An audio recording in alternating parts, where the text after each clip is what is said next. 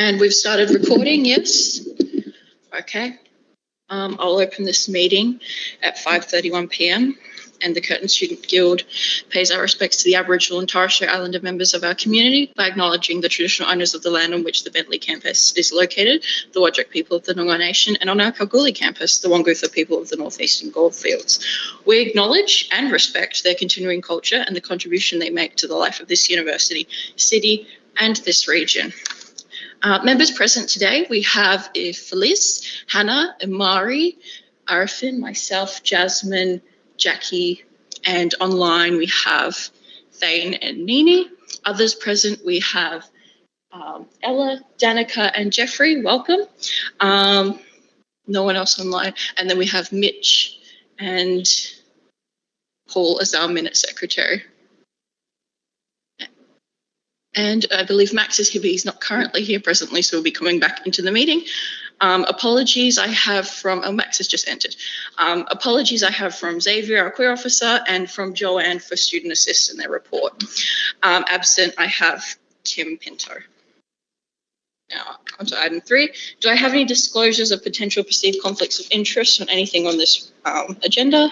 I don't think there would be. Moving on, minutes of the previous meeting. I have a motion that the Representation Board approves the minutes of the previous meeting held on the 11th of the 4th, 2024 as a true and accurate record of these proceedings. Can I have a mover for that one?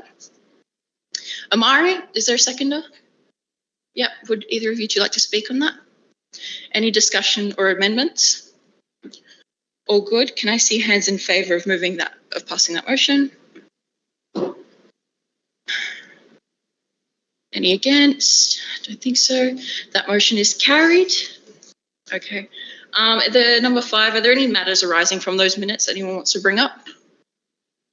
No. Moving on, we have public question time. Just to re-inform, public question time is at a maximum of 15 minutes. Each public member gets a maximum of 2 questions each. And so do I have anyone from the gallery that would like to ask any questions? Yes, Jeffrey, if you could please just lift up your microphone and turn on the green button so everyone can hear you.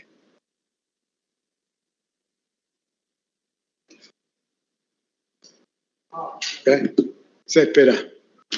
Okay, good, thank you. Well, first of all, I wanted to just open by thanking the Chair for the opportunity for me to come and speak to this group. I have concerns, which I'm sure you do have as well, about the deteriorating, if I can say, status on the campus and where the current situation of the conflict in the Middle East has polarised the groups, has polarised student groups, so that students, including myself, now feel unsafe on the campus. And that's not a situation that I'm sure you would like to see continuing.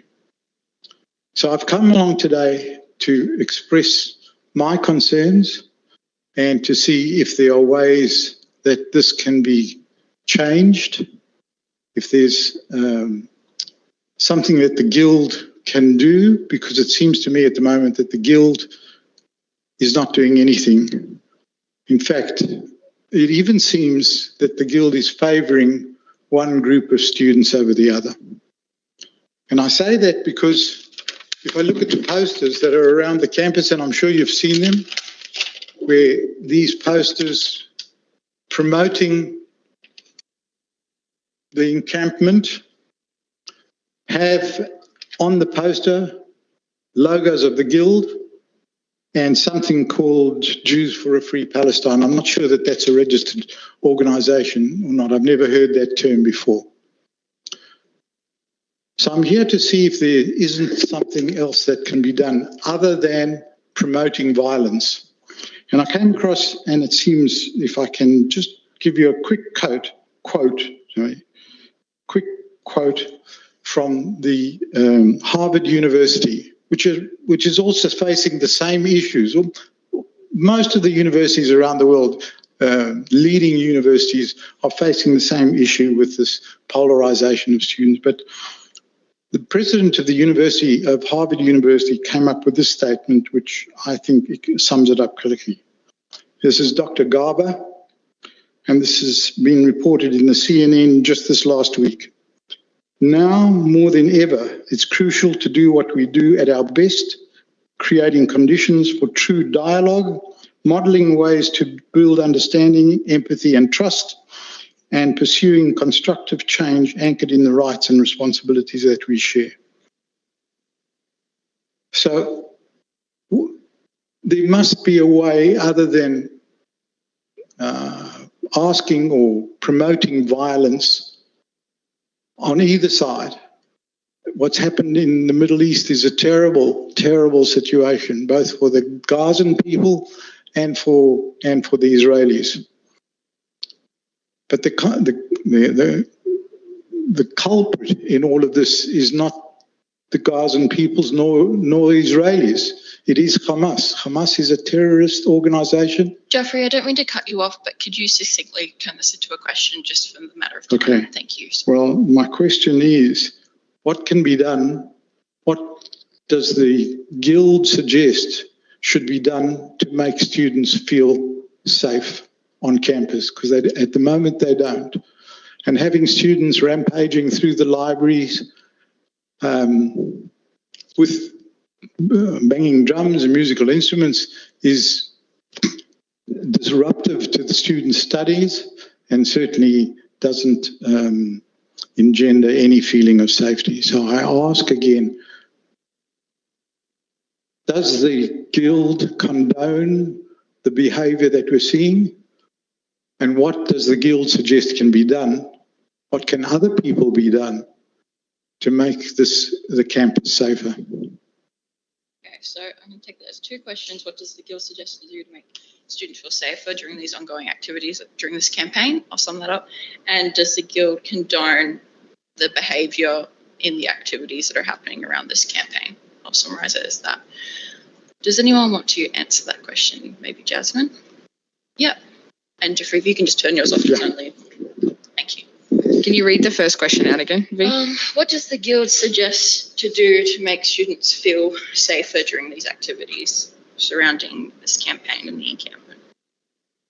So in terms of students feeling safe on campus during the encampment and any pro-Palestine activities on campus, we make sure that we make it clear that the actions on campus and the encampment itself do not tolerate any anti-Semitism, any Islamophobia, any homophobia, any ableism on campus. So this is for all students who are participating, whether the encampment or on-campus action. We also have a good working relationship with Safer Communities, who has been in contact with Jewish and Palestinian students here on campus to make sure that they are feeling safe and what it is they need to feel safe to participate in learning and teaching on this campus. In terms of the encampment itself, it has been very peaceful at the encampment, and the rules have been strictly followed by not having any Islamophobia or any anti-Semitism. And what was the second question? Second question is, does the Guild condone the behaviour that has been happening surrounding the encampment activities? I'm going to sum it up as that. Yeah, so I'm sorry, it's not just the encampment activities, it's the disruption to the learning. So I'm going to count that as an encampment activity. Thank you, Jeffrey. So in terms of the encampment activities, which include the rallies that have been happening on campus, for the most part, especially the participants of the encampment, through the rallies and such on campus have, we have all stuck by the rules of the camp, where we are still being respectful to people. We're not being anti-Semitic or Islamophobic in any way. And any kind of reports that we've had from autistic students or neurodivergent students or students who have felt unsafe on campus, which include Palestinian, Middle Eastern students and also Jewish students, we have taken on board and reevaluated that all of our on-campus action. And also we've had Guild professional staff be in contact with students who might not want to speak directly with a representative at this time, to take on board that feedback in our future on-campus action. Can I add as well that, Jeffrey, you brought up a lot of points, and it's probably a bit more complex than a direct question, and perhaps maybe we can be in a bit more communication outside this meeting, or perhaps more in general business, to discuss the more nitty gritty of this, as it's not really this is quite a large scope and we've only got 15 minutes in this section. But thank you for bringing this up. I understand bringing up things in these forums for the first time can be difficult. Are there any other members that wanted to ask a question during this time? Ella, yes, please go ahead. I've been part of the encampment, and I think it's actually been really important, because what we're standing against at the encampment is the mass slaughter of over 34,000 people by the Israeli government, the Israeli state, the Israeli Defense Force. Our encampment, as Jasmine said, does not tolerate any anti-Semitism. That's one of the camp rules. And actually, I've spoken to a lot of students at the encampment who are Jewish, who have slept over, and also been in contact with Jews for a Free Palestine, which was a group of Jewish people in Perth who stand against the actions that Israel is taking on the Palestinians right now. And they are supporting the rally tomorrow to highlight that never again means never again for anybody. Because I think what we're seeing now, and what's being said by human rights organisations, is that what we're seeing on the people of Gaza is a genocide. It's systemic killing of a group of people who are indigenous to the land. And I think it's 15,000 kids have been slaughtered in that genocide. And I think that's why a lot of students of all different backgrounds, all different religions, all different cultures have come to the encampment, have been part of the protest to actually stand against the violence we're seeing in our world. Sorry, Ella, don't mean to interrupt, but just wrap up. Yeah, and so I just wanted to say that I think the encampment has been extremely important and welcoming and peaceful for all sorts of different types of people who are opposed to violence. And so I think that's why I think it's important. I guess I wanted to hear from the Guild, like, why do you think the encampment's important? And yeah, what do you think's been the positive stuff that has come out of the encampment? Yeah, I guess that's a general question. Would anyone like to answer that question? Mitch, go ahead. Whilst I'm not a member of this board, I think I can answer some of that, and if others have stuff they want to add on, I'd encourage that. But what we've seen from the encampment is some fantastic engagement with the community, a lot of support and positive feedback from students. To my knowledge, we haven't actually broken any rules on campus, and Safer Communities hasn't raised or shown any evidence of that to us. None of Curtin's rules, code of conduct, the student charter have been broken by any of the participants in the camp. And that's been really positive. And we've seen fantastic engagement from the community, both Palestinian, Jewish, general members of the community, Unionists for Palestine have been down, and it's really great to see them come down in solidarity.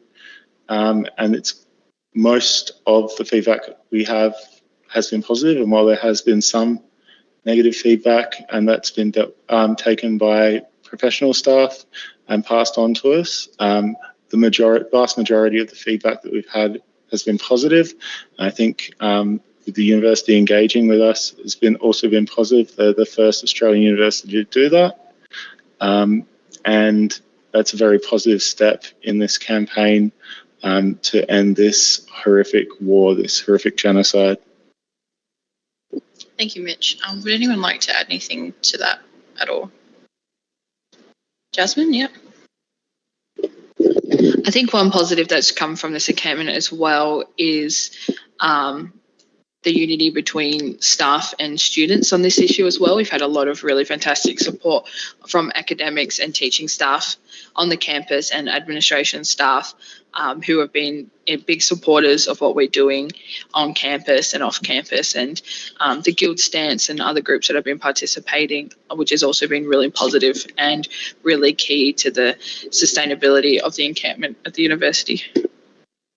Thank you, Jasmine. We've got just over 2 minutes left if anyone would like to ask any more questions. Any left? All good? Okay. Jeffrey, you did ask 2 questions. I'm so sorry. I don't want to limit you, but there is also time in general business to bring stuff up if you would like. Yeah, is that all right? Okay. I'll wrap up question time then. Thank you everyone for that. And we do have an item for members to discuss in items for discussion resolution about the encampment. So I think we'll take those comments and that feedback into consideration when we talk about that then. I'll move on to items not for discussion. Is there anything that should not be discussed at this meeting that anyone would like to raise? No, all good. And I'll head on to reports then. So first report is President Jasmine, that was submitted. Do you have anything to add? So my Guild Council report is what was circulated to everyone. Little technicality in the regs. As president, I'm allowed to do that. Fun fact. So I've been a little bit busy to send an updated report, but I'll be doing a quite in steps to when it comes to the encampment and the broader divestment campaign that the Guild is participating in. But I did want to add that there has been some good movement in the housing campaign. We've had a lot of students be interviewed by Grok about their experience in housing, and I've had a lot of students have a lot of kind of like student consultations that have come into my office, and I've been meeting especially with rural regional students and their experience in student housing and international students as well. That has been passed on to Make Renting Fair WA, and we have plans to bring that forward. I also wanted to give a bit of an update on the budget. Whoa, not very good budget, I must admit. Pretty awful, actually. And especially when it comes to what will affect WA guilds in particular, they have included some wording about SAF, the student services amenities fees, are all domestic students at Curtin Pay going towards student organisations, student-led organisations, I should say. And the minimum that they've mentioned at a federal level is only 40%, and in WA, guilds receive 50% SAF. At this stage, the wording, having the word minimum and hearing some conversations from different people and some legal advice, it should not affect us too much if it's the word minimum is used at a federal level in the legislation. And we also have an agreement with the university with our staff. But I think it's really concerning that the Department of Education's definition of a student-led organisation isn't limited to student unions or democratically elected student bodies. It includes things like sport and rec from universities, any university club or society, which is a little bit worrying, any university club. So I've been told that there'll be some further consultation on what this will mean. So we'll keep everyone updated about the SAF situation for WA guilds. Thank you, Jasmine. Does anyone have any questions related to Jasmine's report? No, thank you. I'll move on to Vice President Education. That's mine. I'll take mine as tabled, but if there's any questions, please let me know. All good? I'll move on to Vice President Sustainability and Welfare. Jackie, yours was submitted. Would you like to add anything to that? I'm happy to take it as tabled, but open to any questions. Any questions about Jackie's report? Seeing none, I'll move on to Faculty of Business and Law. Hannah, would you like to add anything to yours? Nothing to add, but happy to answer questions. Any questions about Hannah's report? Seeing none, Faculty of Science and Engineering. Thane, do you have anything to add to your report? My report's pretty much as tabled, but if you guys have any questions, happy to answer. Okay, does anyone have questions for Thane, who seems to be underwater? Seeing none, Faculty of Health Sciences, Nini, yours was submitted. Anything to add? I'll take it as tabled, but happy to answer any questions. Any questions on that report? Seeing none, Faculty of Humanities, Imari, anything further for your report? The only thing I'll potentially add is with regards to the School of Education, all students will be on placement now. So I am keeping an eye on how that is going, and I'm also, as I don't think I really mentioned in my report, working with Student Assist to make sure that, especially those who are on special study periods, they know that the Guild and our services and like Student Assist and myself are available to them even when regular semesters are on break, just so that we don't have students potentially going through situations where thinking that we're not there for them when we are. But other than that, I'll take the rest of it as tabled. Thank you, Imari. Any questions? Mitch? This is sort of a general question for all the faculty reps. Your assessment feedback campaign, have you had any major trends, or what are we seeing with that? Anything to report back on it? So I mean, obviously we've each kind of been looking at the trends of our own faculties primarily, so I can only really speak to the humanities trends.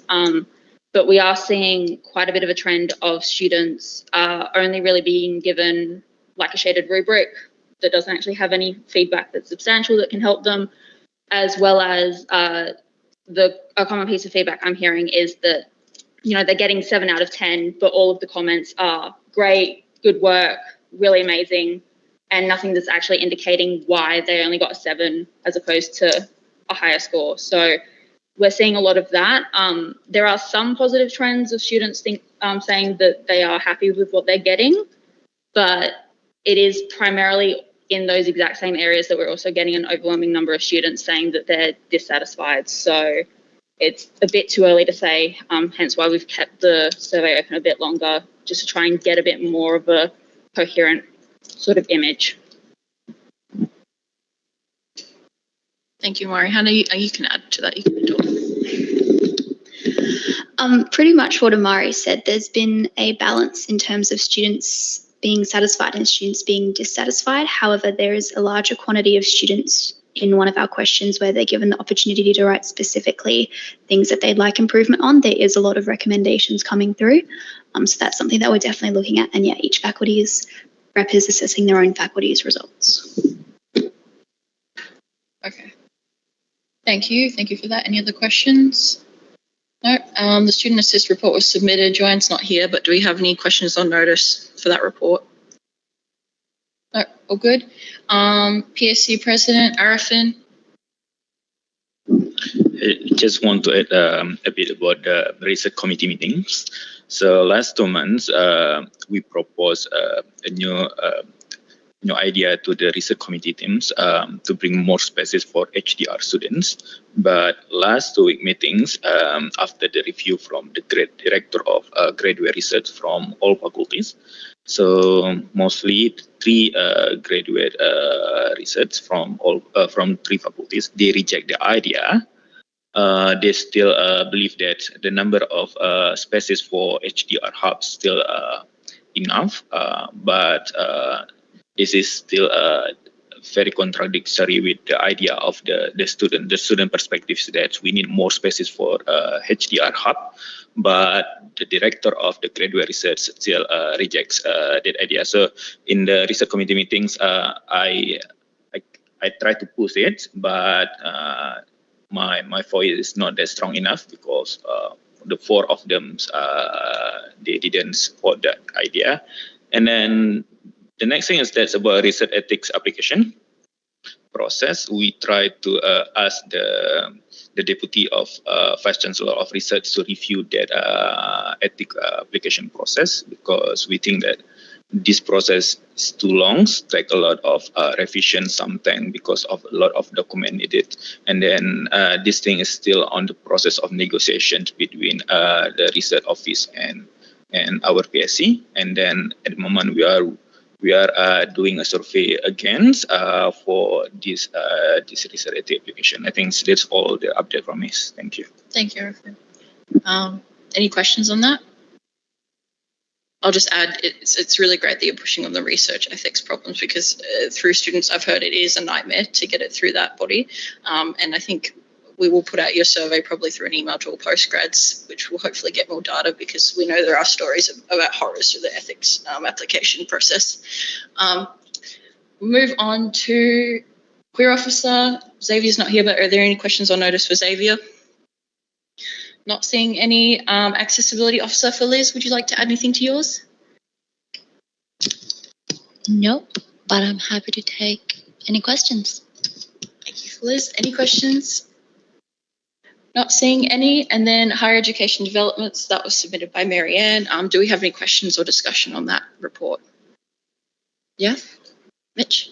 I'll just add that if you actually look in that report, there's also quite a bit of information on media on encampments as well, just for your information. Yeah, well noted, Mitch. Marianne included that for us. No other questions on that one? Okay, I'll move to the motion that the representation board notes the reports. Can I have a mover for that one? Hannah, a seconder? Amari, I see any discussion on that? No. Can I see hands in favour of that motion? I'll declare that carried. Items for discussion and resolution. I have 9.1 Gaza Solidarity Encampment feedback. Now this item for discussion was submitted by Jasmine, and I believe we're going to do this discussion sort of in 3 parts for members. So I think first part's going to be a bit of an update from the encampment, and then we're going to talk about a bit of the feedback the Guild has received about the encampment. And then we're going to talk a bit about the memorandum of understanding that was circulated around to members around midday today, and the negotiation of our demands and how that's kind of working as well. I'll note as well, just before we start discussing this, that negotiations for our demands in that encampment are ongoing. So please keep that in mind of this while we're having live discussion on that. Jasmine, would you like to kick off that? So I wanted to give a bit of an update about how the encampment is going for people that haven't been at the encampment or haven't been able to spend too much time at the encampment over the past 2 weeks. So it has been really successful in terms of engagement with students and staff and the broader community here in WA. We've had an average of 18 people stay overnight every night. We've had nights where it's been a lot more quieter, but over the weekends it's really brought up that average. And it's quite a mix between Curtin University students and staff, and also some UWA students and people from other groups, pro-Palestine groups here in WA. We've had some really fantastic teach-ins and visitors that have come by the encampment. And we've had some really good in-depth discussions, including the role of trade unions and the anti-apartheid movement. We've had discussions from Jews for a Free Palestine, and we've had some teach-ins for people who have experienced living in Gaza and what that was like. It's been really good to have, and I think it's been a really good way to foster good developments within the campaign more broadly. And yep, so we're 15 days or 16 days strong at this stage, and we don't have an end date to the encampment either. And I strongly encourage everyone who hasn't been at the encampment to come by, spend a night on the weekend. It's really good to be able to talk to people and kind of learn different perspectives, and also kind of really stand in solidarity with the people of Gaza, especially with the invasion of Rafah and all the things that have been ongoing in Palestine that have been really horrific to see. So sometimes it's also good to come down to the encampment and get some support from other pro-Palestine people in Perth. Thank you, Jasmine. So before you move into feedback, asking members, do you have any questions just about that part currently? Can we move on to feedback? Okay, Jasmine, can you give an update on maybe feedback we've received? Yeah, so the Guild has received a lot of feedback on the Guild's stance on the occupation of Palestine since October, and even historically in the past few years with motions we've received. But we've had a spike in feedback since the encampment was announced on Guild social media and through an EDM to all Guild members, students and staff. We've had some feedback that has been circulated to the members of Representation Board that has been written to the Guild, either emailed to myself, Guild reception, through the Guild's feedback form, or through members coming to Guild reception and providing feedback to either myself or David, depending on who was present.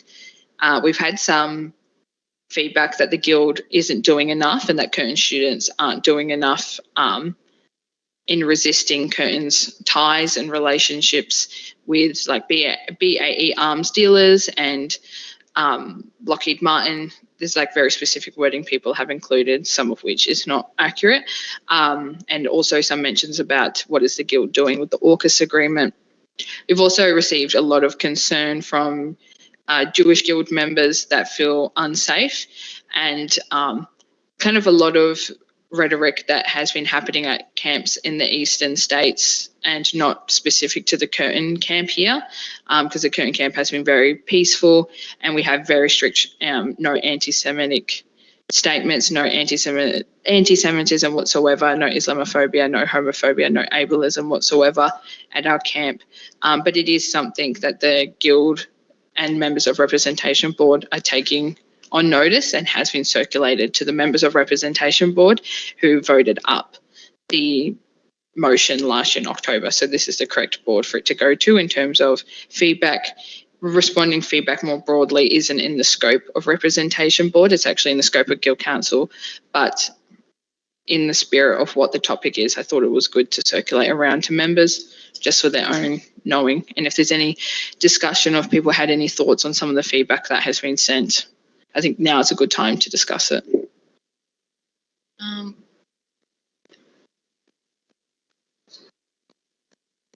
Okay, I'm trying to keep this mostly to members, but yeah, if it's quick. I just wanted more detail about the feedback from students saying that the guild wasn't doing enough about Lockheed Martin and BAE Systems. Like, how, was that a common feedback? First time hearing it. Yep, Jasmine, go ahead. So that comment in particular was from like 3 days before the encampment was announced, and it was specific, saying it's an anonymous comment that says that there appears to be no resistance from Curtin students in the university's relationship with the companies and the ongoing genocide in Palestine. Do Australian students not care about the universities having working relationships with companies involved in ethnic cleansing and AUKUS? So it was a very specific question that we received just a couple of days prior to the encampment. Okay. Was there any more discussion on that feedback at all? I know it's something we're talking about out of this meeting as well, but okay. Do we want to move on then to the discussion on how negotiating is going and the memorandum of understanding? Yep.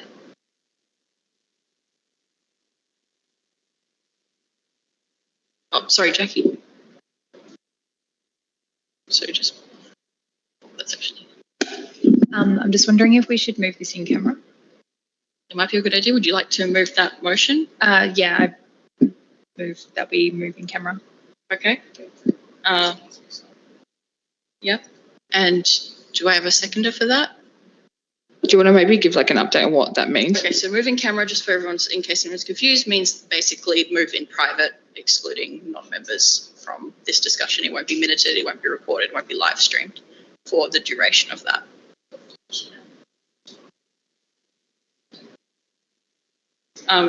Jackie, would you like to say why we might want to be in private for this discussion? So we note that because this is like live streaming and free to air, considering we're talking about the negotiations with the university, there's nothing stopping the university from actually watching this. So I think it's best if we take these discussions like off air, if that makes sense. I do personally agree, and then maybe afterwards we can have a bit more of a public discussion, but get some nitty gritty done behind scenes. Sorry, Jasmine, would you like to add something to that? Yeah, I just want to add in that motion to move in camera that we include Mitch to be here for discussion, since he has been included in the negotiation teams, the negotiation team with the university. So I'd like to add that Mitch be included. Okay. And excluded from moving in camera. Okay, is that amenable to Jackie and Amari? Yep, so the motion is that the representation board move in camera for the rest of this item, and Mitch Craig, as a member of the negotiating team, will be permitted to stay for that discussion. Yeah. Okay. Can I see hands in favour of that motion? See thumbs up there. I don't see any hands against. That motion is carried. Okay, so what I'm going to get you to do is, Mitch, can you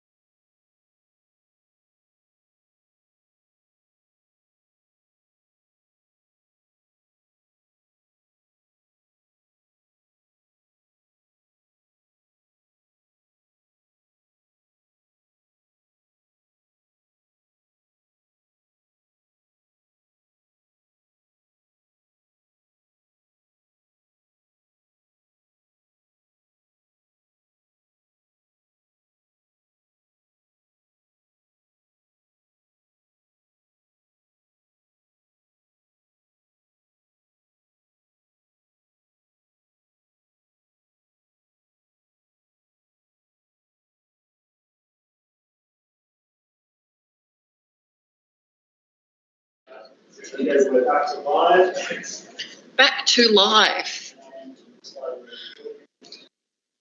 Recording again. And then just let all know.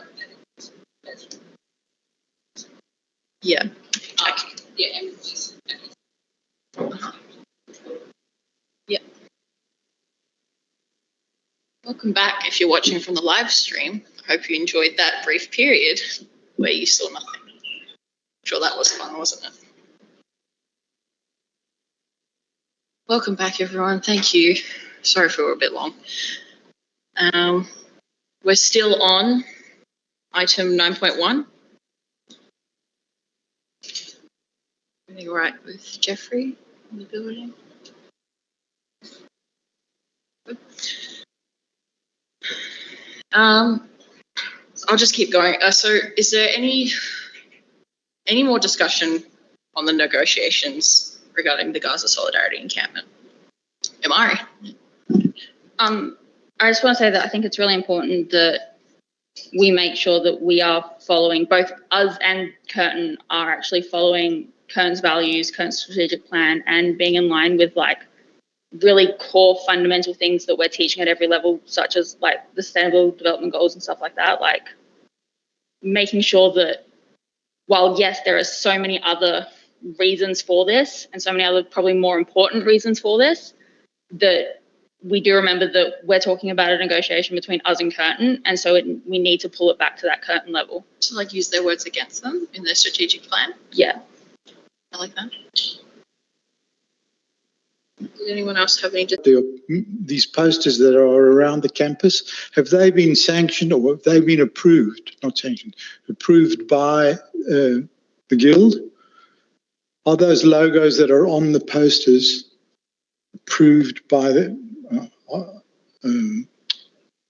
genuine replicas of the Guild logos, and have they been approved for display around the campus? Okay, so I guess this is moving to general business now, so I'm just going to say we're moving on to general business. Everyone's okay with that? Okay, general business. Would someone like to answer that, Mitch? In regards to the use of the Guild's logo, so any club is actually required to use the Guild's logo on all posters, and we don't approve those posters. So any club is free to use it and actually is required to use it. We don't see the posters before they get produced. And so permission is not required to put the posters up? Yeah, for that particular, it depends on what poster you're talking about. So is it that purple one? Yeah. The Friday one, so that is... Well, that's one of them. I mean, there's several of them around the campus. So that purple one in particular that you're referencing is for a speak out that the Guild is participating in and is endorsing. Yep. Okay, thank you. Would anyone else like to bring up any general business? All tired, knock it out. Okay then. I guess then I will close the meeting. Yep, I'll close the meeting at 6:43 p.m. The next ordinary meeting of the Representation Board is on Thursday, the 20th of June at 5:30 to be held right here at Council Chambers. And documents and motions will be submitted no later than 5 p.m. on Thursday. Please do try and do that. The 13th of June to the Secretary and myself. Thank you, everyone.